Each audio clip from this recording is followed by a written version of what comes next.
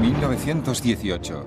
Casi 4 años de fieros combates culminaron en un asalto de los alemanes. Los británicos y franceses se enfrentaban a la derrota.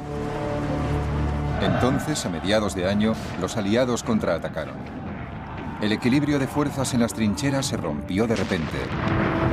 Los cañones callaron. Todos nos quedamos quietos, nos miramos unos a otros, porque de repente nos dimos cuenta de que no teníamos objetivos, no teníamos nada que hacer. Para los aliados fue el año más duro de la guerra. Después de la masacre, queda la esperanza de que esos millones de hombres no hayan muerto en vano. Nos volvimos locos. Abrieron las puertas y todo el mundo bajó a tierra y bailamos por las calles con los heridos y las chicas.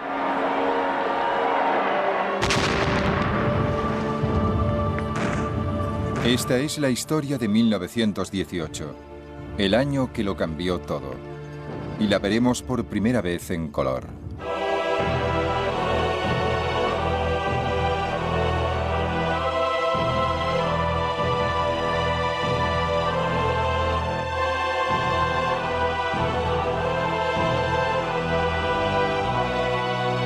Primera Guerra Mundial en color. Victoria y desesperación.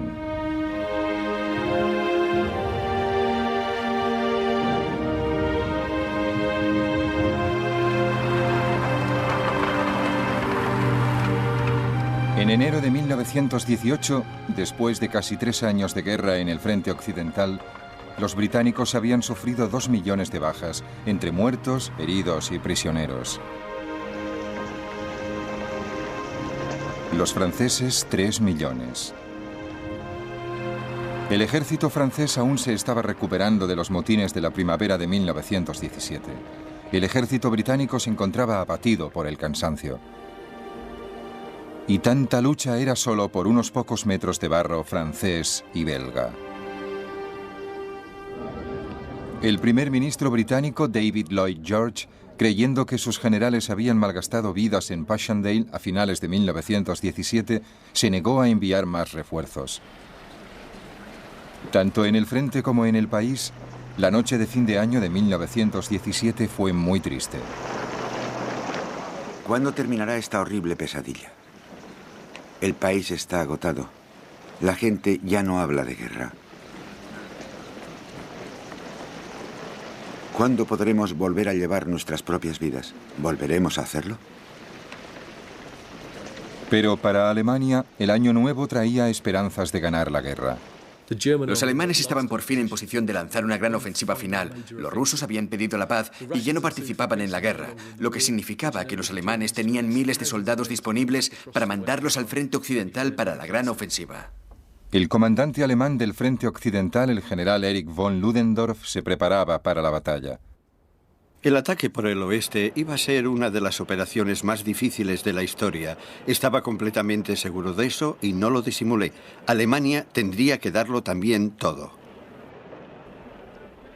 El 21 de marzo de 1918, el ejército alemán atacó en un frente de más de 100 kilómetros.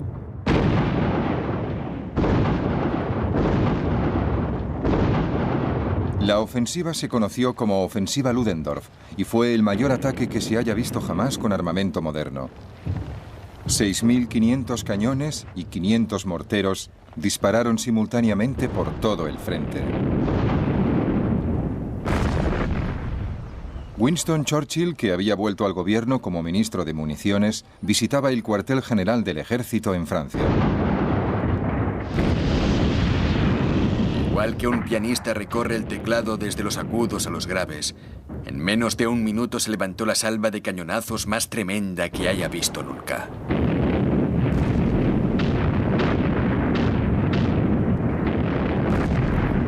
Después del bombardeo de artillería, las tropas de asalto alemanas pasaron a la acción. El gran momento había llegado. Lo que más dominaba entre la confusión que sentíamos era la rabia, el alcohol y la sed de sangre, al asaltar de una forma lenta pero irresistible las líneas enemigas. Abrieron sobre nosotros un fuego cerrado de ametralladoras. Las primeras tropas de asalto avanzaban como perros tras un rastro fresco. Eran muy audaces. El 21 de marzo se convirtió en uno de los días más dramáticos de la guerra. Los soldados alemanes quedaron sorprendidos. Aquello parecía una gran victoria. Lo que no nos atrevíamos a desear se convirtió en realidad. La artillería enemiga quedó silenciada, fuera de combate, con un tremendo golpe. Salimos de la trinchera y vimos maravillados la columna de fuego que dominaba las líneas inglesas y las nubes de un rojo de sangre que flotaba sobre ellas. Nos bombardearon con todo lo que tenían a mano. Al alba, vimos a los alemanes avanzando por el valle. Mandamos corredores al cuartel general del batallón para que pidieran instrucciones. Los 2 primeros cayeron muertos o prisioneros. El tercero volvió para decirnos que los alemanes estaban desayunando en la cocina del cuartel general.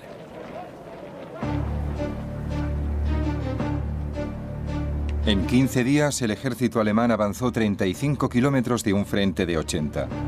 Fue una franja enorme de territorio conquistado en comparación con el punto muerto de los últimos 3 años. La batalla había terminado antes del 4 de abril. Fue una victoria brillante, y así la recordará la historia.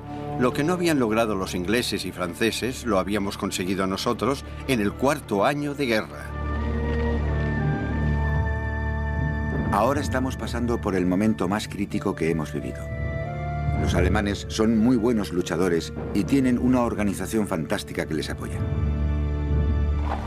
Pero los alemanes no habían conseguido infligir al enemigo una derrota decisiva, y el comandante británico Sir Douglas Haig reunió a sus soldados con un solo grito. Muchos de nosotros estamos cansados. A los que lo están, les diré que la victoria siempre es para el bando que más resiste. No tenemos más remedio que luchar hasta el final. Cada posición debe mantenerse hasta el último soldado. Aunque estemos contra la pared, debemos luchar hasta el final, convencidos de la justicia de nuestra causa.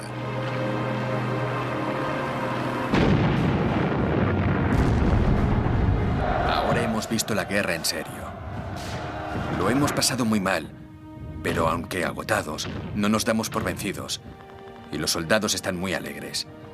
De parte del corazón pensar en todos los chicos estupendos que han caído. No sabíamos nunca cuándo vendría el ángel negro con el billete para la barca.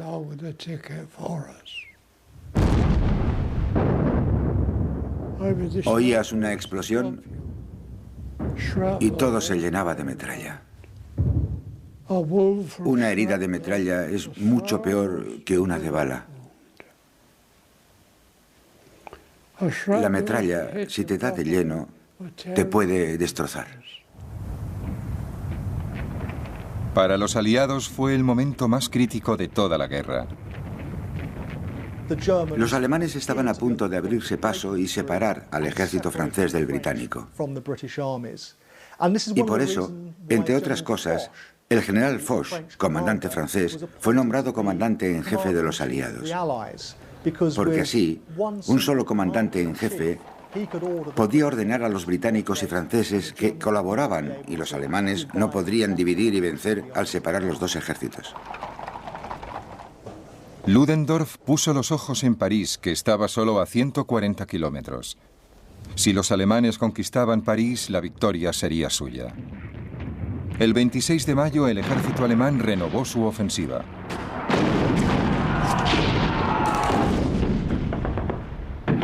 Los alemanes abrieron fuego, el más fuerte que había oído jamás. A esta clase de artillería la llamaban Trommelfeuer, que significa fuego de tambor, y era una descripción muy buena. Era como un redoble en un tambor de hojalata enorme.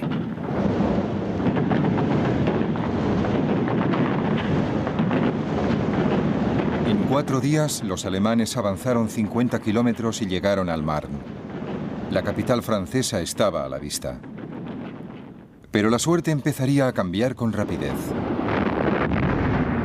Los primeros 2 meses de la ofensiva Ludendorff habían causado más de 350.000 bajas aliadas entre muertos, heridos y prisioneros. Pero los alemanes habían sufrido casi otras tantas. Estaban muy dispersos, pero sus comandantes pedían un empujón más. En julio de 1918, el alto mando alemán aún conservaba cierto optimismo, pero eran muy conscientes de que se les terminaba el tiempo. Habían atacado 4 veces y no habían logrado derrotar definitivamente a los británicos y franceses. Los norteamericanos habían entrado en escena y los alemanes decidieron lanzar una última ofensiva sobre el río Marne. El 15 de julio atacaron 52 divisiones alemanas. Las defensas francesas estaban bien preparadas. Cuando llegaron las tropas de asalto alemanas, estaban fuera del alcance de la artillería de apoyo. Los tanques y la infantería aliada contraatacaron.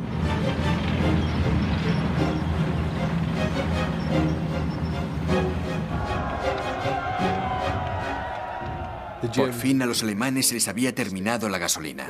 Sus grandes ofensivas eran un intento desesperado de terminar con la guerra cuanto antes, y en cierto modo habían estado a punto de lograrlo. Pero poco a poco, al atacar distintos puntos de la línea, habían llevado a su ejército a un punto muerto. No tenían nada más que dar. Ludendorff sabía que le había fallado la jugada. Todo lo que yo temía, los peligros de los que tantas veces advertí, se habían convertido en realidad.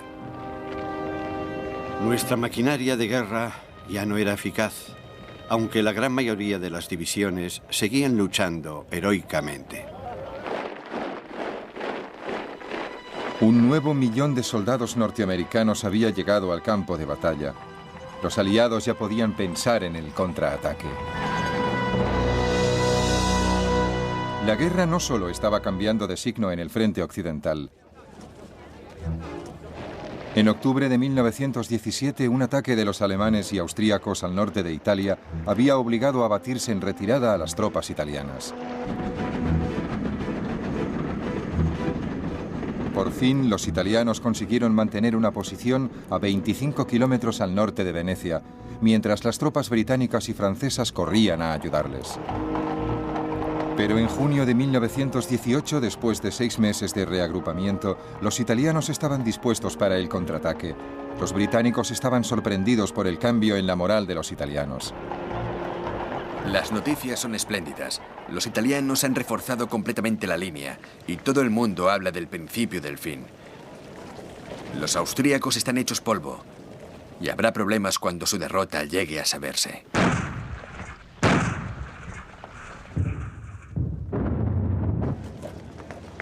Todos supimos que Italia se había salvado y nos alegramos juntos. Pero no sabíamos que Austria y Hungría estaban condenadas y desaparecerían de la lista de grandes potencias. Pero la guerra tenía que ganarse en el frente occidental. A partir de ese momento, las tácticas aliadas se iban a combinar con el armamento y los recursos humanos para producir el mayor despliegue de fuerzas militares que haya visto el mundo. El 4 de julio de 1918, una división australiana dirigió un ataque a pequeña escala, pero demoledor. Fue una auténtica lección de cómo librar una batalla. La infantería avanzaba tras los tanques, apoyada por gran cantidad de artillería pesada y barreras de ametralladoras del cuerpo de ametralladoras. La aviación real también apoyó, soltando por primera vez bombas con paracaídas. Fue un éxito, sobre todo por el secreto con el que se desarrolló. Los alemanes no tenían ni idea de lo que iba a ocurrir y la sorpresa fue total y absoluta.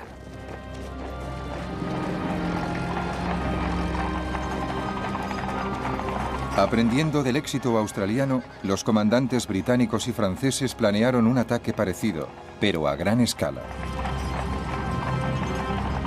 Los aliados concentraron una gran fuerza cerca de la ciudad de Amiens, con 530 tanques británicos y 70 franceses a la cabeza. El 8 de agosto, a las 4 de la madrugada, y aún escondida por una niebla que seguía protegiendo los preparativos de la noche anterior, nuestra artillería abrió un fuego intenso que destrozó las baterías de cañones enemigos. El enemigo, sorprendido por la violencia y la rapidez del ataque, se replegó con gran confusión, abandonando gran cantidad de provisiones. Y de repente, con un gran rugido, más de 1000 cañones iniciaron su sinfonía. Al instante, todo el conjunto empezó a avanzar. Los soldados, las unidades, los vehículos, los tanques, barriéndolo todo sin piedad, de una forma irresistible.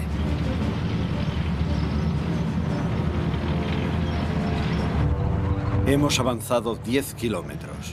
Aquí empieza la guerra de movilidad. Para los aliados fue el mejor día de la guerra hasta entonces. El ataque fue tan rápido e inesperado que un jefe de brigada alemán fue capturado mientras desayunaba. La organización era perfecta para avanzar. Íbamos a una velocidad tremenda. Era fantástico volver a avanzar, y no como en marzo, cuando íbamos de retirada. Los aliados avanzaron unos 12 kilómetros y los alemanes sufrieron unas 27.000 bajas. Esta era la clase de victoria que se echaba de menos en el frente occidental desde 1914. Durante el mes siguiente, los aliados empujaron a los alemanes a retroceder 40 kilómetros de un frente de 65. Los comandantes aliados veían una transformación sorprendente. La disciplina del ejército alemán se degrada rápidamente y los oficiales alemanes ya no son lo que eran. Para mí, esto es el principio del fin. Creo que los alemanes tendrán que retirarse en todos los frentes antes del invierno. Tienes muchos motivos para estar contenta en casa, pero no quiero que pienses que ya está todo ganado. Los alemanes todavía guardan muchas coces. Si podemos volver a estar juntos después de la guerra, haremos algo con nuestras vidas para demostrar nuestra gratitud por la bondad de Dios. Pero claro, aún no estoy en casa. La mayor transformación de todas fue la llegada en masa de los norteamericanos a las órdenes de su comandante, el general John J. Pershing. Aunque fuera por una cuestión de número, ahora los aliados sabían que tardaran lo que tardaran, terminarían venciendo. En julio de 1918, un año después de que empezaran a llegar, había 1 millón de norteamericanos en el frente occidental. La seguridad de los aliados aumentó con sus nuevos aliados. Hay muchos norteamericanos en el frente.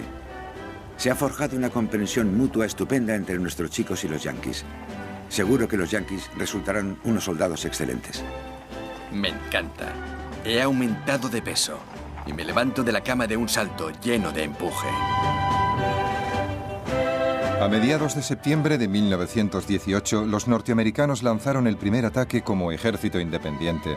Su objetivo era la cuña de tierra de Saint-Mihiel, en poder de los alemanes.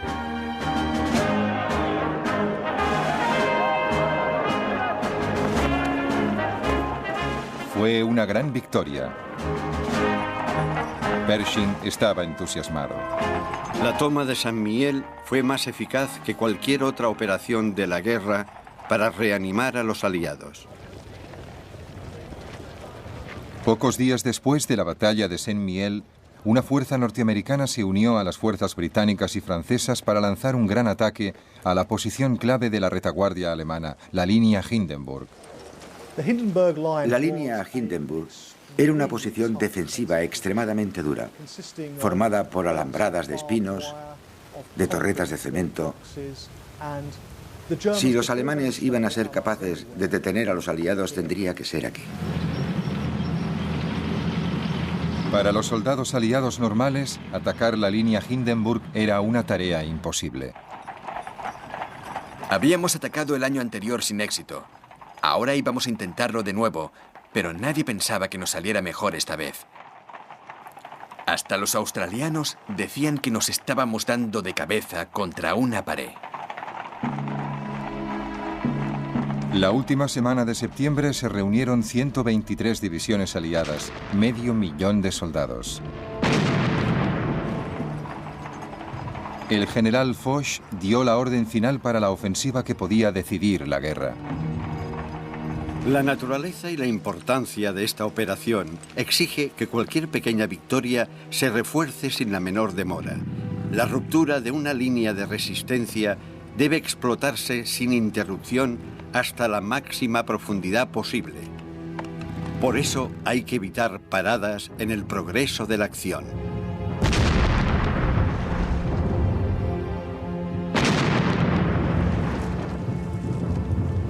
La guerra de trincheras y el estancamiento eran cosa del pasado. Gracias a las líneas de artillería cada vez más precisas que ablandaban al enemigo, los soldados aliados podían hacer realidad el deseo de Foch por una guerra de grandes movimientos. Recibimos inmediatamente la orden de atacar y nos lanzamos, aunque teníamos que arrastrar la ametralladora. Estábamos muy emocionados y había mucho ruido. Todo el rato pensábamos que nos tumbaría una bomba, pero no ocurrió. Atravesamos zanjas y alambres de espino con la ropa cada vez más mojada y rota.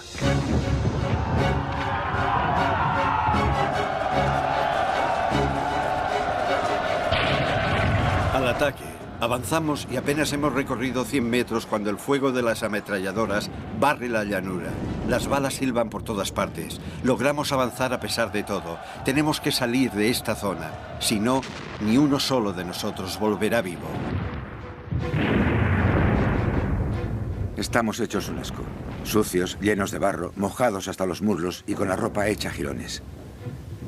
Brooks ha muerto en el avance y he oído que Holt está herido por una bomba. Un operador de radio británico siguió a la infantería desde la trinchera para instalar una emisora en el frente e informar de los progresos. Pero la unidad había perdido una pieza vital del equipo. Nos encontramos con que no teníamos antena. Volví, la encontré y entonces volví a las trincheras de apoyo para recogerla y tuve que llegar hasta allí pisando a los muertos. Ese día solo me comuniqué con los muertos porque tenía que pisarles y decía, lo siento, chico.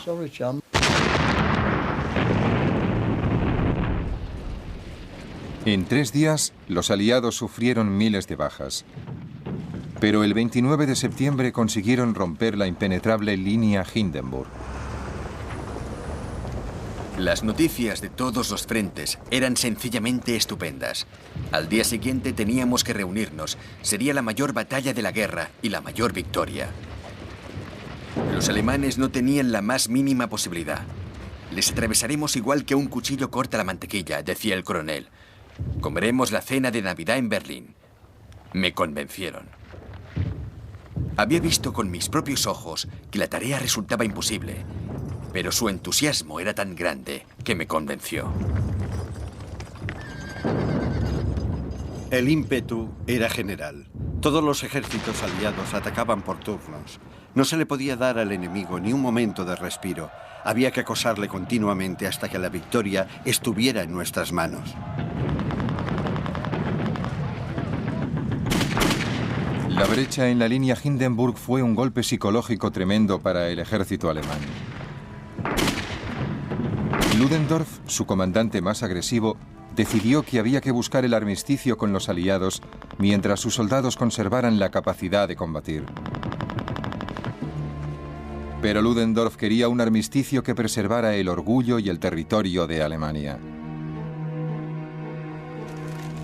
Ya en enero, el presidente de los Estados Unidos, Woodrow Wilson, había propuesto un plan de paz con 14 puntos que fuera honroso para todos los bandos.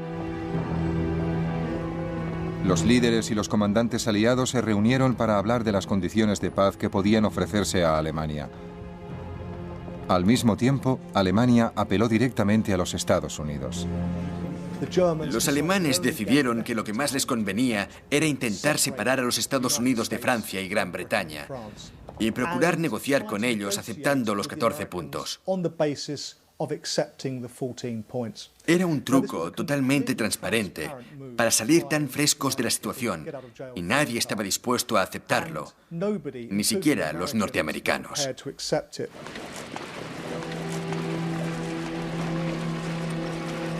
Los británicos y franceses exigían que se incluyera en el Tratado de Paz la abolición de la monarquía alemana. Para los tradicionalistas como Ludendorff, eso era una ofensa. El ejército alemán seguía dispuesto a luchar. Ludendorff había recuperado el valor y la esperanza del tratado de paz se rompió. Aunque estaba en sus últimos estertores, la guerra aún no había terminado.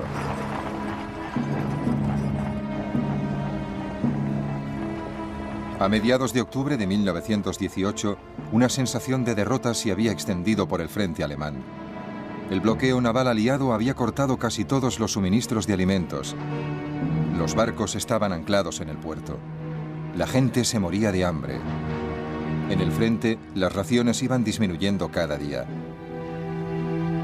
A pesar de la decisión del general Ludendorff de seguir luchando, otros comandantes alemanes sabían que todo había acabado. La moral de las tropas había sufrido gravemente y su poder de resistir disminuye cada día. Se rinden en masa cada vez que ataca el enemigo. No creo que podamos resistir más allá de diciembre. Ludendorff no se da cuenta de lo grave que es la situación. Pase lo que pase, tenemos que lograr la paz antes de que el enemigo se interne en Alemania. Si lo hace, estamos perdidos. Mientras Alemania seguía luchando sin sentido, para los soldados aliados, exhaustos, la guerra resultaba más vana que nunca. Ojalá los cabezas cuadradas se rindieran antes de que perdamos más hombres valiosos. Me imagino que los soldados de las trincheras no tendrán muchas ganas de saltar el parapeto ahora que tenemos la paz tan cerca. Estoy harto de esta guerra.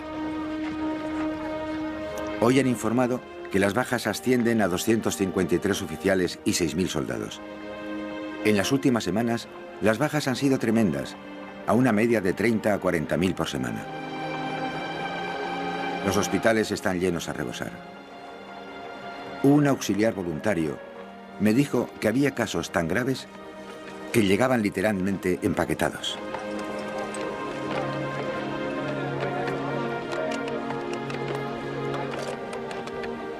Creo que podemos asegurar que no durará mucho. Los alemanes a los que nos hemos enfrentado no eran ningún peligro, solo pensaban en la paz. Los refugiados franceses y belgas volvían a los pueblos y ciudades que fueron ocupadas por el ejército alemán y arruinadas por la guerra.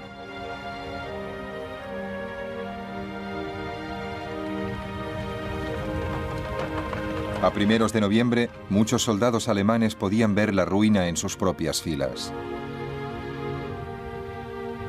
Los ejércitos alemanes estaban en muy baja forma. Todos los soldados y todos los civiles tenían hambre. Las pérdidas materiales no podían reponerse y los soldados que llegaban al frente eran demasiado jóvenes, mal preparados y poco dispuestos a jugarse el cuello, porque se veía que la guerra era una batalla perdida. Ludendorff seguía queriendo luchar y apeló al ejército alemán para que rechazara las ofertas de paz. Pero entonces el país se hundió de repente. El 26 de octubre el Kaiser expulsó a Ludendorff por insubordinación. 2 semanas más tarde el propio Kaiser abdicó y se marchó al exilio.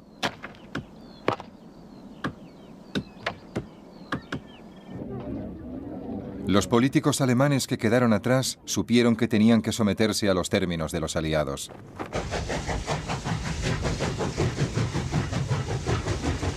A las 5 de la madrugada del 11 de noviembre se firmó el armisticio en un tren en la campiña francesa de Compiègne. A las 11 en punto del día 11 del mes 11, los cañones del frente occidental callaron. Todo se detuvo y quedó algo que solo puedo definir como un silencio mortal. Y todos nos quedamos quietos, nos miramos unos a otros, porque de repente nos dimos cuenta de que no teníamos objetivos, no teníamos nada que hacer. Era una sensación muy extraña.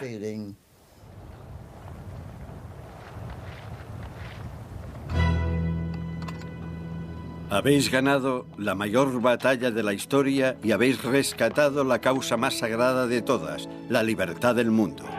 Tenéis todo el derecho a estar orgullosos, porque habéis coronado vuestros estandartes de gloria inmortal y os habéis ganado la gratitud de la posteridad.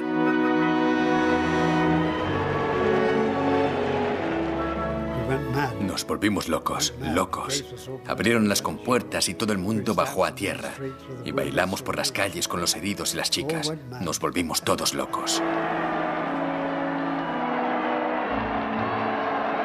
Supongo que fue el día más memorable de la historia del mundo. Las calles se pusieron tan llenas que no se podía ni andar. Las multitudes vitoreaban a los soldados, las chicas iban a hombros de los soldados y los soldados a hombros de los civiles. Pronto devolveremos las mulas y volveremos a casa, donde podremos comer azúcar, dormir en camas, quitarnos los piojos, ver a nuestras familias y perseguir a las chicas. Las novias, los hijos, las hijas y sobre todo las madres abrazaban a los héroes que regresaban. Estaba contenta de tenerme con ella. Yo era su niño guapo. Estaba tan pendiente de mí, contenta de tenerme con ella. Estaba contenta de tenerme con ella. No podía pensar en nada más. Menos mal que ha vuelto a casa sano y salvo. Mientras cumplíamos con las formalidades para desembarcar, una idea extraña e irreal se me pasaba por la cabeza. Yo tenía un futuro por delante. Hacía años que no pensaba en eso. Cuando los soldados volvían y contaban lo que habían pasado, la gente no lo comprendía. No se hacía a la idea de lo que habías pasado.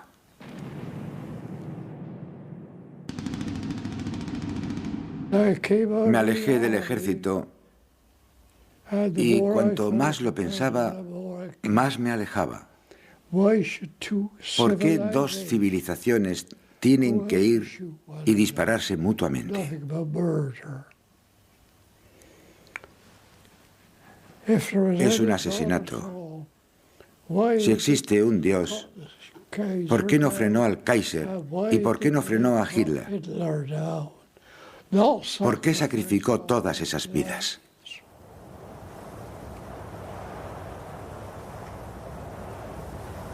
Para los británicos, el año más costoso de la Primera Guerra Mundial no fue 1916, el año del Somme, ni 1917, el año de Passchendaele, sino 1918, el año de la victoria.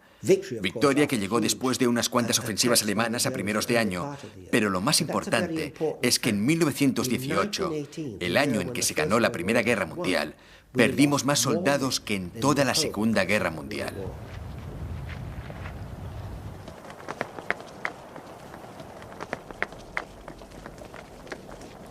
Pero por el momento todo era alivio y las ciudades francesas recibían con alegría a sus libertadores.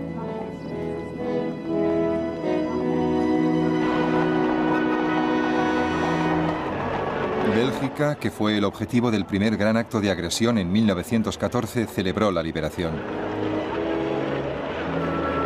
Cuando volvió su rey, se encontró con una ruidosa celebración en Bruselas. El ejército alemán emprendió el camino de vuelta. Normalmente, el regreso a casa debería haber sido deprimente, pero la gran alegría y el alivio que sentíamos de que la guerra hubiera terminado por fin dominaban totalmente nuestras emociones.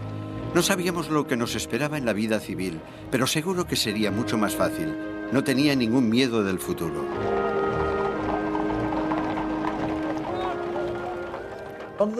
En los términos del armisticio, las tropas alemanas que siguieran de uniforme podían marchar de vuelta a Alemania. Y pienso que eso fue un gran error, un error psicológico de los aliados, porque permitía que los alemanes se engañaran pensando que no habían sido derrotados del todo, porque sus tropas volvían por su propio pie y no eran devueltas como a prisioneros. 12 días después de firmar el armisticio, la armada alemana se rindió oficialmente y entregó sus barcos a los británicos. Los oficiales y los soldados ingleses subieron a cubierta. Apenas nos latía el corazón y nos mordíamos los labios desafiando nuestra vergüenza. No era vergüenza, porque pensábamos con orgullo en todas nuestras victorias y proezas heroicas. Cuando se izó la bandera inglesa, nos volvimos y miramos hacia nuestro propio país. La flota de Alemania zarpó hacia la base británica de Scapa Flow para ponerse bajo control aliado. 9 meses después, en un acto final de desafío, los marinos alemanes hundieron sus propios barcos. Una pequeña luz entre las tinieblas para el derrotado comandante alemán. La historia del pueblo alemán termina de momento con la paz. El futuro se ve muy oscuro y el único destello han sido las acciones de nuestros hombres en Scapa Flow. Se han desvanecido todas las ilusiones. Estamos ante la nada. Vimos los barcos en Scapa Flow. De algunos aún se veía la chimenea y parte de la cubierta superior. Estaban en el fondo, hundidos. No podíamos creerlo.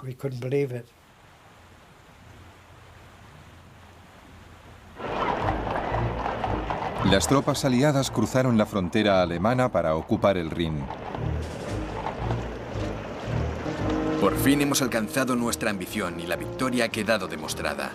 El Rin alemán, está vigilado por tropas británicas y la bandera británica ondea sobre Colonia. El Kaiser no va a tomar la cena de Navidad en Londres, sino que nosotros la tomaremos en el corazón de Alemania. En enero de 1919, los delegados de las agotadas naciones europeas llegaron a París para una conferencia de paz. No fuimos a París para liquidar la guerra, sino para fundar un nuevo orden en Europa. Preparábamos no solo la paz, sino la paz eterna. Sentíamos como un halo de misión divina. Teníamos que estar atentos, ser formales, puros y ascéticos, porque nos proponíamos lograr cosas grandes, nobles y permanentes. Los primeros ministros británico y francés, David Lloyd George y Georges Clemenceau, y el presidente de los Estados Unidos, Woodrow Wilson, decidirían el futuro de Europa.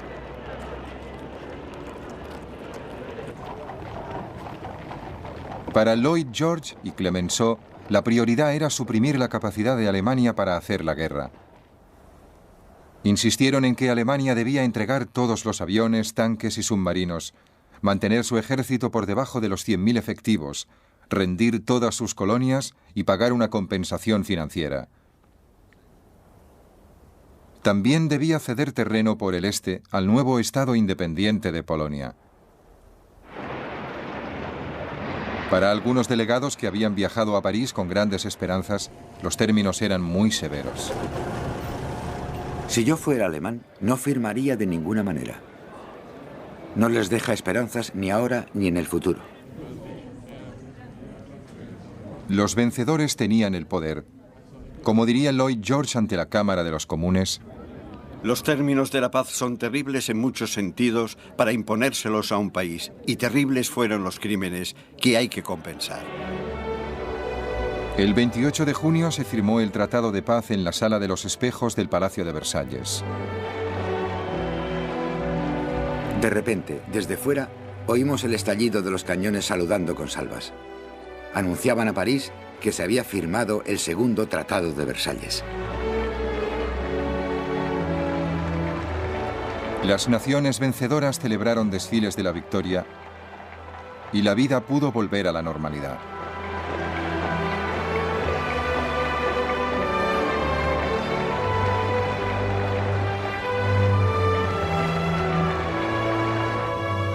Pero el presidente Wilson tenía una ambición mayor. Un nuevo mundo que la guerra no volviera a destruir. Un mundo con un nuevo organismo internacional que salvaguardara la paz. La Liga de Naciones.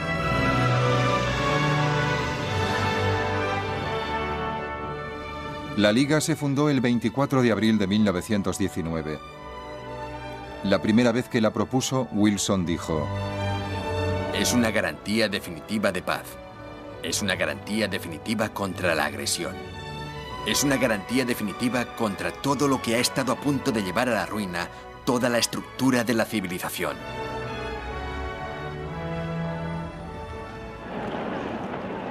Pero los Estados Unidos se replegarían en el aislacionismo.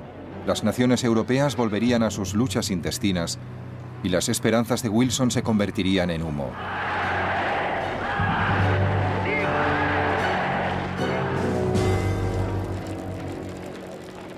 Los 4 años de guerra habían alimentado nuevas ideas revolucionarias. Se dijo que la culpa era del orden del viejo mundo y se cuestionaron los sistemas políticos tradicionales. En Londres hubo una oleada de huelgas y protestas en la industria, incluyendo huelgas de soldados que querían ser desmovilizados. En los Estados Unidos, una organización llamada Trabajadores Industriales del Mundo sembró el caos en las calles. La punta de lanza de la revolución eran los bolcheviques rusos, que en esos momentos estaban amenazados porque el país degeneraba hacia una sangrienta guerra civil. Matemos a nuestros enemigos sin piedad, a miles. Por la sangre de Lenin, que corran ríos de sangre burguesa. La revolución bolchevique había asustado a la gente por toda Europa. Los políticos no tardaron en explotar sus miedos. En Italia, Benito Mussolini prometió lo que él llamaba la tercera vía, sin comunismo ni capitalismo. Su partido se llamaba el Partido Fascista. La nueva República Alemana, consumida por la amargura de la derrota, estaba asediada por extremistas, tanto de izquierdas como de derechas. En Alemania hay una guerra civil. Se destruyen propiedades alemanas, el dinero público se malgasta y se emplea en usos egoístas. El pueblo, hundido en lo más bajo, se regodea en la libertad de la revolución. Las masacres en las calles se hicieron habituales. Alemania, que ya había sido humillada por sus vecinos, parecía ahora dispuesta a destruirse en luchas intestinas. El país reclamaba un nuevo líder fuerte. Esperemos que Alemania encuentre jefes que la guíen y que estén dispuestos a aceptar responsabilidades como los comandantes en el campo de batalla. Hombres de propósito y voluntad firmes, capaces de insuflar nuevo vigor a nuestra débil vida nacional. Hombres que unan nuestras fuerzas creativas en una gran obra de construcción. Ludendorff, el hombre que casi ganó la guerra para Alemania, pero terminó llevándola a la derrota, encontró la respuesta en la figura de un joven cabo austríaco llamado Adolf Hitler.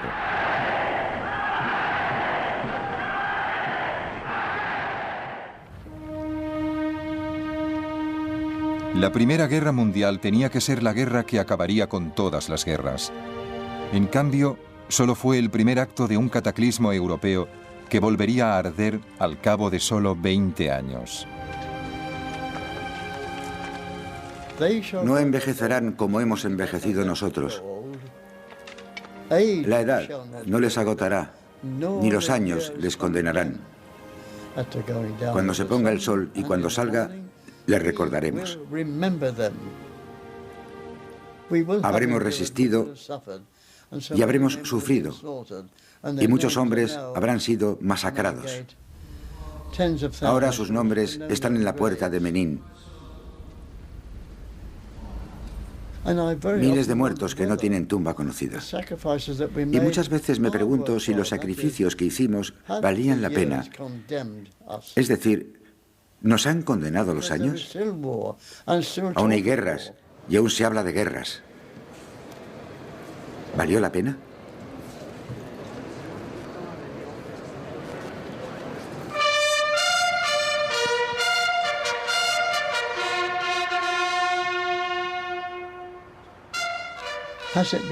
Sí, creo que valió la pena.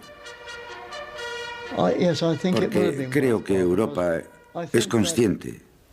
Sí, y la mayor parte del mundo se ha dado cuenta de la inutilidad de la guerra. Y yo espero que ese sea el resultado de las 2 guerras mundiales. La Primera Guerra Mundial fue trágica, desde luego, pero no fue inútil. En la Primera Guerra Mundial, los aliados consiguieron una gran victoria. Impidieron que sucediera lo peor. Impidieron que una Alemania militarista y autocrática dominara Europa. Impidieron la supresión de la democracia en el continente europeo. La hora 11 del día 11 del mes 11 no ha sido olvidada ni se olvidará jamás. Pero como la distancia embota el filo de la memoria, las voces finales pertenecen a aquel momento. Esta guerra espantosa que hemos vivido durante 4 años es agua pasada. No habrá más muchachos valientes asesinados por los alemanes o envenenados con gases, ni morirán de epidemia en las trincheras. Se acabaron las largas listas de bajas para que las familias y amigos las lean con el alma en vilo cada mañana. Se acabaron las atrocidades, por tierra y mar. No habrá más barcos de pasajeros torpedeados ni ataques aéreos. Se acabó para siempre. De momento parece increíble. Demasiado bueno para ser cierto.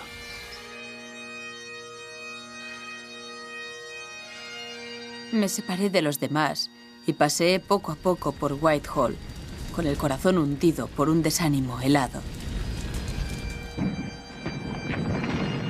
Todos mis amigos más íntimos se habían ido. No quedaba ni uno para compartir conmigo la altura y las profundidades de mis recuerdos. A medida que pasaran los años y perdiera la juventud y los recuerdos se desvanecieran, una oscuridad cada vez más densa cubriría a los jóvenes que fueron mis contemporáneos. La guerra había terminado. Empezaba una nueva época. Pero los muertos estaban muertos y no iban a volver jamás.